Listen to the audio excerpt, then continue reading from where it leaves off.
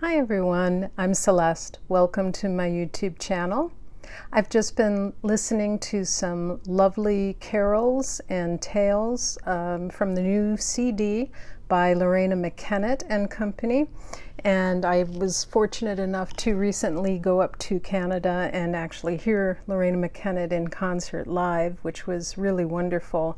We had fantastic seats and we sat in the center, and her voice was just clear as a bell. It was wonderful. This particular compilation is her latest. It's called Under a Winter's Moon, and it's a concert of carols and tales. I believe it was recorded from a live performance in Stratford, Ontario a year or so ago. Really worth checking out if you're able to.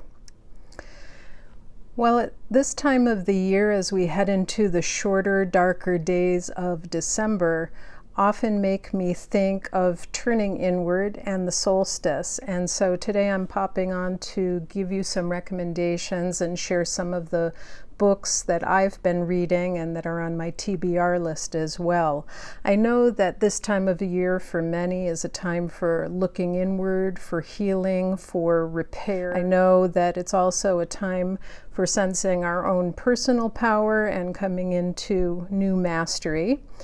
So let's talk about books that are wintry for cold winter nights and snowy nights, and coming into the solstice of the year. There's a book that I saw recently here on BookTube that looked really good to me. I haven't gotten my copy yet, but I'll post a picture up above here and a link down below. And that is Winters in the World, A Journey Through the Anglo-Saxon Year by Eleanor Parker. And there's a little blurb or write-up about it that says, the Anglo-Saxons also had many beliefs surrounding winter, the earth, the planets, nature, and the elements. Winters in the World is a beautifully observed journey through the cycle of the year in Anglo-Saxon England, exploring festivals, customs, and traditions linked to the different seasons. So that really looks like a good one to check out as well. I don't know about you, but I'm a fan of the old archaeology show Time Team and love learning about the Anglo-Saxon and Norman cultures from that show, and that's got me interested in archaeology and social history and folk customs and beliefs, you know, up through the Anglo-Saxons and the Middle Ages and into the Tudor period as well. So Winters in the World, A Journey Through the Anglo-Saxon Year. A book that I wanted to share with you that I've just finished reading and have really just been relishing is Nightwalking, and it's by John Lewis Stempel. The full title is Nightwalking, 4 Journeys into Britain After Dark. And this is just a delightful compendium of diary entries from the night walks that John Lewis Stempel, the author, has taken. And it's just, it almost reminds me of a commonplace book with little snippets of poems and scenes from Shakespeare. There's a hat tip to images of things that are primordial, primeval, the Ice Age. All throughout there are some really neat illustrations such as this. And he just takes you on 4 walks, and in between he has poetry by William Wordsworth. So there's that. So it's just kind of a commonplace book or scrapbook, diary entries, just delightful regarding his walks around his neck of the woods, which is in England.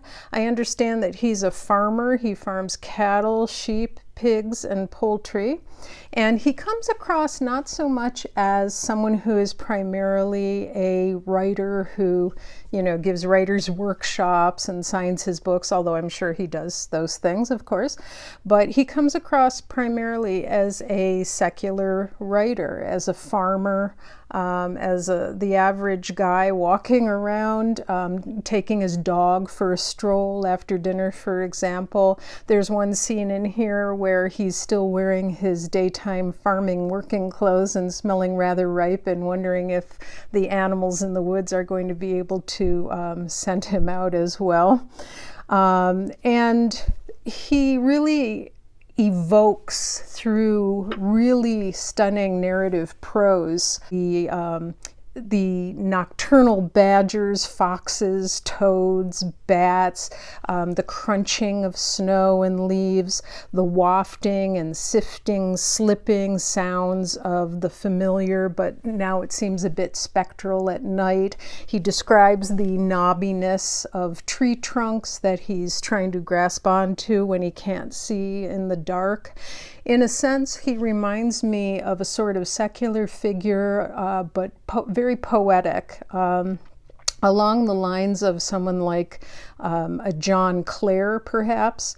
And his text is alliterative. He has fantastic anaphora, syntactic charm. I really enjoy his narrative style quite a bit, and yet it's very accessible. It's not so heady that you can't really understand what the point that he's trying to get across.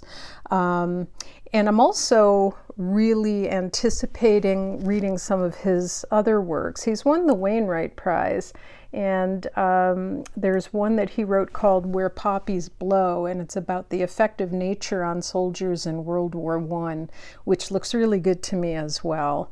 But for the shorter winter nights, check this one out, Nightwalking, John Lewis Stempel. The next book that I wanted to share with you is one of the most profound and moving books that I read this past year, and one of the best books I think I've read in a long, long time, and that is Thin Places, A Natural History of Healing and Home by Kerri Dochartaigh. I'm pronouncing the name the way I've heard her pronounce it online. I would normally say Dougherty or Doherty, but I think she says Dochartaigh. I apologize, Kerri, if I'm saying that wrong. Wow, what a book. First of all, this is an absolutely fantastic looking edition. I don't know if you can see in this light, but there's foiling. This is a moth swing, and moths play an important symbolic role in her memoir. And so Kerri Dochartaigh lived on a council estate, and she was born in Derry on the border of the north and south of Ireland at the height of the Troubles. One parent was Catholic, the other Protestant, and in the space of 1 year they were forced out of 2 homes. When she was 11, a homemade bomb was thrown through her bedroom window, and she recounts that episode in here. It's incredibly powerful. She sees the image of a crow standing there, and the crow is silent, and it's a recurring figure in others of her dreams. It's really hard for me to articulate just how gorgeous this narrative is. It's hard to articulate the beauty in a way it kind of defies description. I'll read you a little part from her memoir. Peering back on this period, it is a muted, foggy scene. I find as if everything back there is coated in gray dust that won't quite shift. I have deep, almost cinematic memories of stone, gray and sacred, scattered long back but still suffused with the very same meaning that they have always held, in circles and covering holes, markers and reminders in the green, humming land. I spend a lot of time on the edges of the county, Sheepshead Peninsula, Crowhead on the Bears Peninsula, Dingle, Kinsale, Shoal. I had so much time to wander, and I went as far as I possibly could, across the county border into Kerry too, north, west, east, and south of Cork, climbing heights and snowfall that I never could have imagined I would manage, and even now I wonder if the photographs taken at the top of mountains are real. I wonder if there is any of the girl in those snowy, blurry photographs still there inside me, and if she would recognize me and herself if we could ever stand there at the top side by side as individual white flakes came to rest on our faces. It's just a luminous blend of memoir and history and nature writing. And I think that Kerri was probably a poet as well, because a lot of these entries seem to me as though they might have started out as poems. I write poetry myself, and I also write lyric essays, and sometimes when something isn't quite working as a poem, it can become a really nice lyric essay. And I'm wondering if that may have happened in some of these entries. She has a quality about her writing that reminds me a bit of Seamus Heaney. It has a very musical, cacophonous, rich mouthfeel to it, and it's almost like incantation. It's incantatory.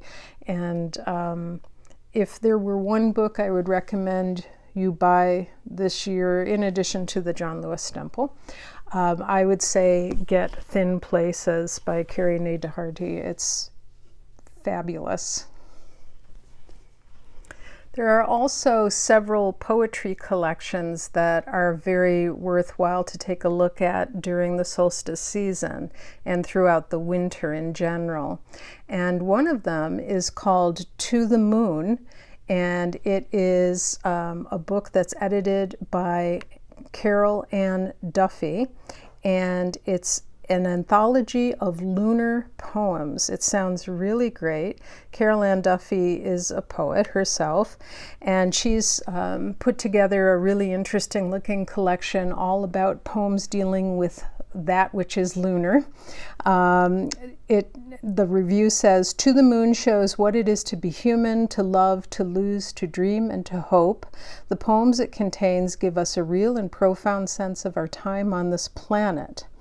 And the pleasures they offer are, like space itself, infinite. So all poems about the moon. And I'm really looking forward to receiving this collection. It has a poem in it, a very brief little poem, but one that I love, called Wind and Silver by Amy Lowell. Also poems by E.E. Housman, Edward Thomas, another great favorite of mine. So Carol Ann Duffy, To the Moon, an anthology of lunar poems.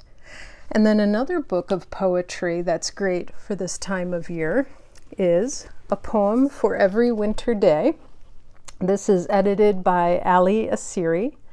And a couple videos ago in a fall reading roundup, I had mentioned another book in this series. She's got one for each season of the year. And so that was A Poem for Every Autumn Day. And so this is the winter collection. Another gorgeous cover here with foiling, as you can see. And all kinds of fantastic poems in here. And there's Laurie Lee, there's Thomas Hardy's The Darkling Thrush, lots of favorites. And this is one of those books that's great to keep on your winter bedside table at night and just dip into one or two poems at a time. And they're not all about winter as a season necessarily. There are also the emotional season as well. And you know, darkness and snow, hardship, and strife, struggle, poverty, warmth, hearth. And this winter one is a great one to add to your shelves as well.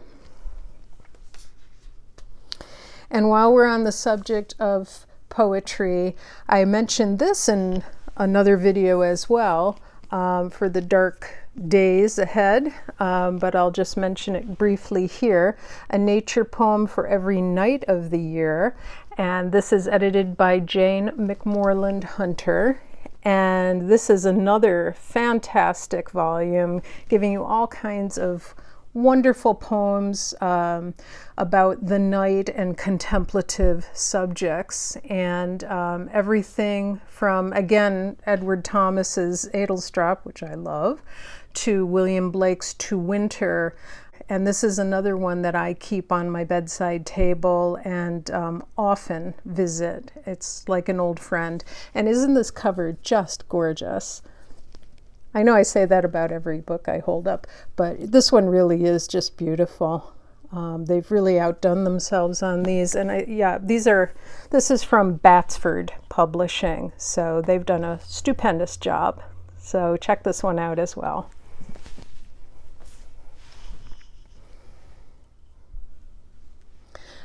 Another book that I'd like to share with you is Skywoman, Legends of the Iroquois by Joanne Shenandoah. And this is really a fabulous book of creation tales of the Haudenosaunee people of my area of New York State. And the Haudenosaunee are the Native Americans that live in this area. I grew up learning about creation stories. It was part of our education. And in fact, Ganondigan State Historical Park is not far away from where I live here behind the farm. I'm fortunate to have had a telephone conversation with the author, Joanne Shenandoah. She's since unfortunately passed away, very sadly. She was a lovely person, a lovely singer, and we had a great phone conversation. But she wrote this book along with Douglas M. George, and it has stories about the creation of the earth. The very first story in it is the story of Skywoman, who fell to earth, and she had lived up above, magical beings who were surrounded by gentle light. They knew neither pain nor death, nor were they ever ill, and they were known as the Sky People. And this is the cover illustration, shown again in here. There are also stories in here about Grandmother Moon. Sorry, the light is reflecting from my ring light there, but hopefully you can get some sense of it. And then another one, the Star Dancers. And if you go to the Ganondigan State Historical Site, I believe they also have in their welcome gallery a film of Skywoman and telling about the creation stories of the Haudenosaunee as well. It's a great place to visit. You can go in and experience what it was like to live in a real longhouse. And they have the benches inside and the furs on the slatted benches and bunks, and show how they did their traditional cooking and so forth. And it's really just utterly fantastic. And I think anyone who visits Western New York State really needs to make a stop at Ganondigan and also support their work there.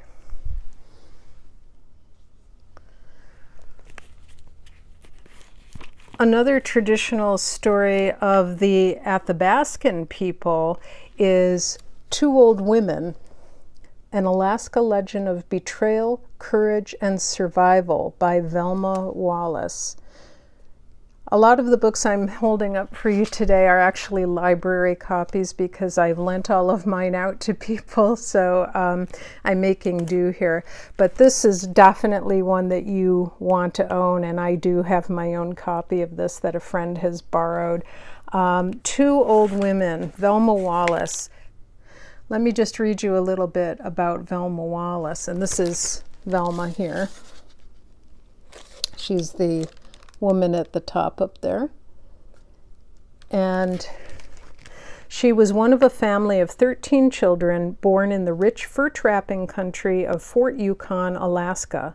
Velma Wallis was raised in her people's traditional Athabascan values. She was 13 when her father died, and she dropped out of school to help her mother raise 5 younger siblings. Later, she passed her high school equivalency exam and moved by herself to a trapping cabin a 12-mile walk from the village, learning to live off the land as her Indian forebears had.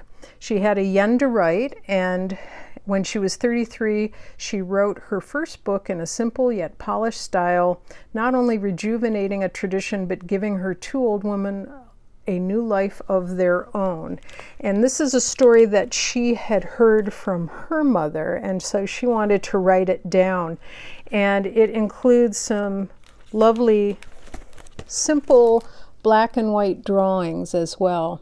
And this is the story of two old women, which you probably gathered, but they are with their tribe, and it is a harsh, horrible winter that everyone is trying to survive.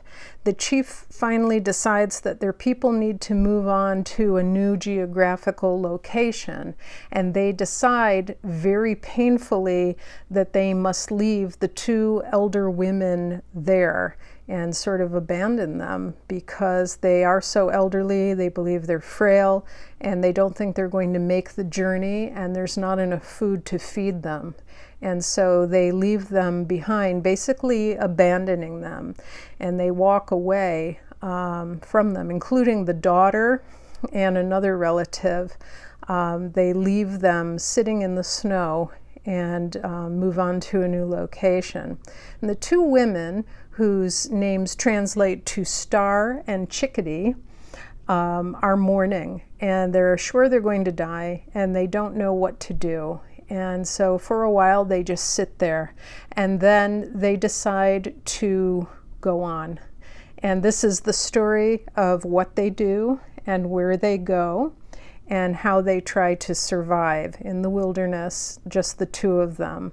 And it's an incredible story. I hate to use the cliche words like incredible, amazing, wonderful, but it really truly is. It's written in the simple language of legend and folktale. It's not very long. It's a little novella.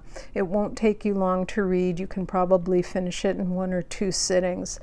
It has such rich life lessons in here, and is just told in such a compassionate and interesting way. I really hope everyone will give this one a try and pick up a copy either at your library or purchase it.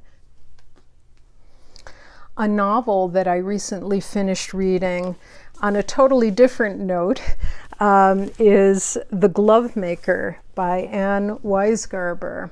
And this is a really great looking hardcover edition of the book. And this is a book that grabbed me from start to finish. And that's saying a lot because I'm very hard to please when it comes to modern day novels. I'm a bit of a classicist snob in that sense, and it's really hard for a modern day novel to keep my interest. I hate to say it, but it's true. But this one will just grab you from start to finish. And this is more in the snowy nighttime category of books for this video. In the inhospitable lands of the Utah Territory during the winter of 1888, 37-year-old Deborah Tyler waits for her husband Samuel to return home from his travels as a wheelwright. So he makes, mends, and repairs wheels for people.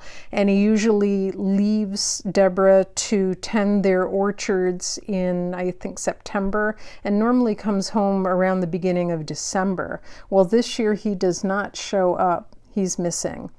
And so it's the depths of winter. Samuel is weeks overdue. Deborah's getting worried. Deborah lives in the tiny little town of Junction. And when I say town, I mean it's got 7 families. They're Mormons, and they are scattered sort of along the floor of a canyon. She makes her living by sewing gloves and also by tending the orchards, and they're in a very isolated, rocky region of red cliffs that surround the town, and they live apart from the outside world, and they follow their traditional Mormon beliefs, although some of them more so than others. And So one night when Deborah is home alone and it's snowing wildly outside and the wind is howling and, she's gone to the barn and cracked the ice on the bucket to give water to the cow and milk the cow and warm up the chicks and all of that, a man shows up at her door, and he's a total stranger. She doesn't know who he is, and there the story unfolds. And it's suspenseful. You stay pretty much in the area of Junction, but it's very suspenseful, and she really is so great at evoking the nighttime and the snow and the winter and the howling wind and the inability to see far into the distance, and also the mystery of where is her husband Samuel and why hasn't he come home yet, and who is this mysterious stranger. You'll also learn a lot about the Mormons, and it was interesting for me because in my region of New York here, there's a great deal of Mormon history. I'm not far from Palmyra, where every year they have the Hill Cumorah pageant, so there is a lot of Mormon presence and Mormon people living in this area. And I would drive through the town of Palmyra every day when I used to be a clerk working at the library beyond in the town of Newark. So it was very interesting for me to learn more about the Mormons as well.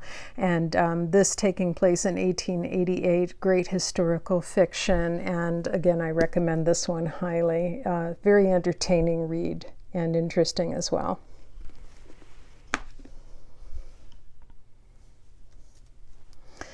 Finally, no discussion of winter solstice, dark and light, would be complete without talking about the books of the author Susan Cooper.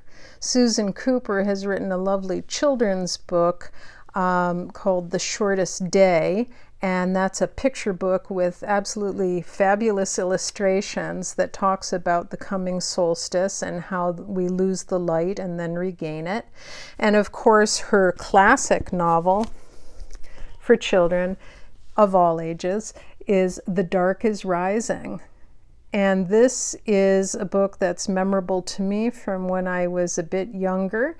It's the story of Will Stanton, who is about to have his 11th birthday on the eve of the winter solstice.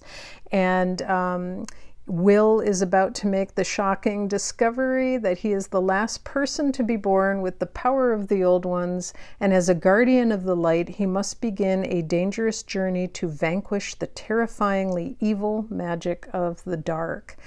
This is full of mystery, suspense, nature, and it's just a fabulous read. It's been done on Audible. There's great Audible recordings that you can track down if you like. I've been listening to some of them. And as well, the author Robert Macfarlane, who I adore, has recently been involved with a new BBC production of The Dark is Rising. I think it's going to be beginning on December 19th on BBC Select. And just a wonderful read for the winter solstice. And there's also a Facebook group, if you're interested, where every year they come together to read The Dark is Rising, and I believe they begin on Midwinter's Eve, and they sort of set out what chapters will be read each week, and then they have a lively discussion about it on Twitter, on Facebook, and on other social media as well. So if you are interested in this book, make sure you pick up a copy soon and join them for a fantastic discussion of The Dark is Rising. That's everything I have for today. I hope you've enjoyed the books that I've been reading and the books that are on my TBR list for the long winter solstice and the nights ahead as it starts to snow and the days get darker earlier.